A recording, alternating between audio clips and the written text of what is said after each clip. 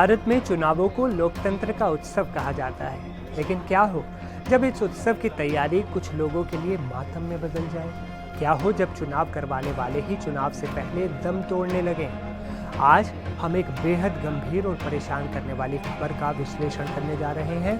खबर ये कि पिछले एक हफ्ते में देश भर में कम से कम 9 बूथ लेवल ऑफिसर्स यानी BLOs की मौत हो चुकी है।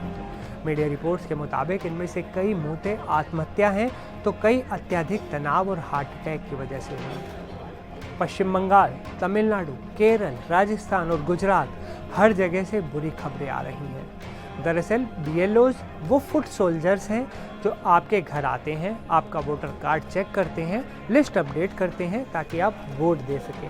लेकिन आज ये काम के दबाव से इस कदर दब गए हैं कि अपनी जान दे रहे हैं। अब इसे महज इत्तेफाक नहीं कहा जा सकता कि वोटर लिस्ट रिवीजन यानी मतदाता सूची में सुधार के काम के दौरान ये मौत अचानक शुरू हुई है।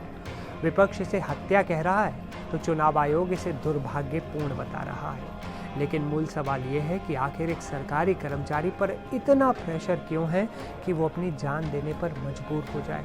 ये बहुत बड़ा सवाल है। इन BLOs की हकीकत जानकर आप हैरान रह जाएंगे। इनमें से ज़्यादातर स्कूल के टीचर्स हैं, यानी दिन में स्कूल में बच्चों को पढ़ाना और उसके बाद घर घर जाकर हज़ारों वोटर्स का डेटा वेरीफाई करना। काम के इसी दबाव को लेकर नोएडा की एक टीचर पिंकी सिंह का इस्तीफा पत्र भी वायरल हो रहा है, जिसमें लिखा है कि मैं अब ये नहीं कर सकती। मैं ना पढ़ा पा रही हूँ, ना BLO का काम कर पा रही हूँ। लेकिन ये दर्द सिर्फ पिंकी का नहीं है। पश्चिम बंगाल के नदिया जिले में रिंकू तरफदार ने आत्महत्या कर ली, अपनी जान दे दी। उनके परिवार का कहना है कि वो चुनाव आयोग के काम के प्रेशर को झेल नहीं पाई। केरल में अनीश जॉर्ज ने सुसाइड कर लिया। गुजरात में 4 टीचर्स की मौत हो गई क्योंकि उन पर सर यानी स्पेशल इंटेंसिव रिवीजन का हद से ज़्यादा बोझ था।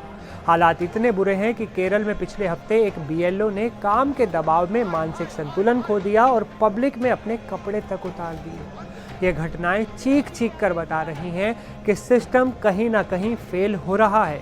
ऊपर से कमाल ये कि इस बेहद तनाव वाले काम के बदले इन्हें बेहद मामूली सी रकम भत्ते के तौर पर दी जाती है। चुनाव आयोग ने हाल ही में इनका भत्ता बढ़ाकर 12,000 रुपये सालाना किया है, यानी महीने का सिर्फ 1,000 रुपया इनको मिलता है।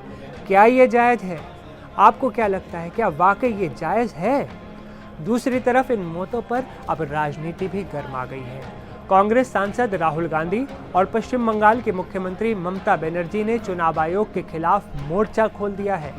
राहुल गांधी ने साफ शब्दों में कहा है कि सर की आड़ में पूरे देश में अराजकता फैलाई जा रही है। 3 हफ्ते में 16 BLOs की जान चली गई। ये कोई सुधार नहीं है, ये एक थोपी हुई तानाशाही है।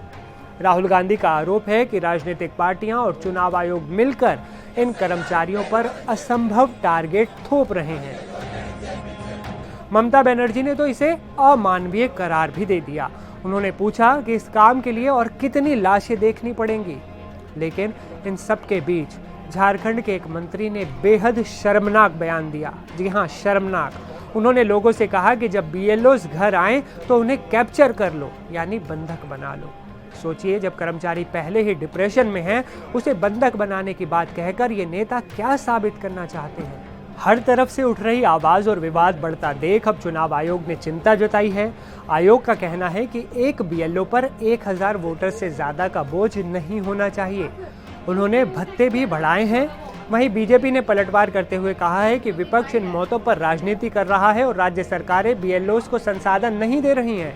लेकिन सियासत से परे असल सवाल ये है कि क्या हम 2025-26 के चुनावों की तैयारी के लिए अपने कर्मचारियों की जान को दांव पर लगा देंगे? यही असली सवाल है।